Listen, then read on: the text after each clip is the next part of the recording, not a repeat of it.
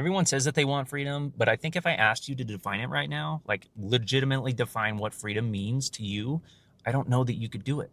And I'm going to be honest with you, I couldn't for a long time. I recently sat down and I actually laid out what I thought freedom was, what it meant for my life and my family. I want to share what my 5 levels of freedom actually are. The first thing that I want to do is thank all the incredible men and women who have served the United States, who have helped fight for the freedoms that we have, and for me to have even the ability to make this video. Number one is the freedom of the mind. And to me, that means that not only do you have the ability to just keep going, but you have the ability to pick yourself up. You're not waiting on somebody else to push you. You're not telling yourself things that will keep you down. If you have that mental strength, that mental fortitude, that is going to give you a lot of freedom in your life that most people don't have because they can't get out of their own head. Number two is freedom of the body. Now, to me, having kids, this means being able to do the things that you want to do with the people that you want to do it with.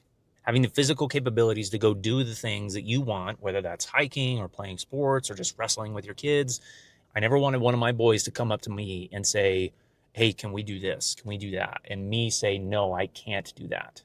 Not because I didn't want to, but because I physically could not. Number three is the freedom of time. To me, this is the ability to do what you want when you want. This isn't just being a bum on the couch and not having a job. This is doing the hard work to put you in a position to then have that freedom to do what you want when you want. Number four is the freedom of location. For me, this is being able to do what you want where you want to.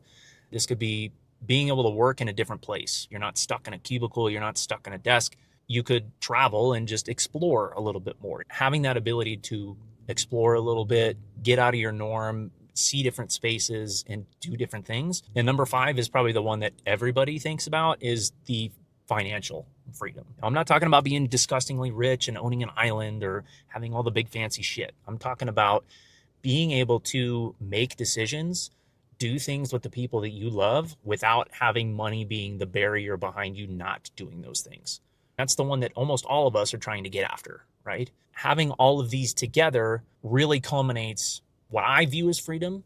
Now, I don't have all of these in the level that I want to, but I have a lot of freedoms, and I'm very grateful for the freedoms that I do have. With that, I am still trying to grow in certain areas. I'm trying to get to a different level of freedom in a couple of these areas to get where I want to be in my life. And simply having the clarity on what each of these freedoms are, what they mean to me, and what level I want to be at helps me understand what I need to focus on every day to get there. So that is my challenge to you, is to ask yourself, what does freedom actually mean? Where am I at on that scale? What do I need to do to close the gap between where I am and where I want to be?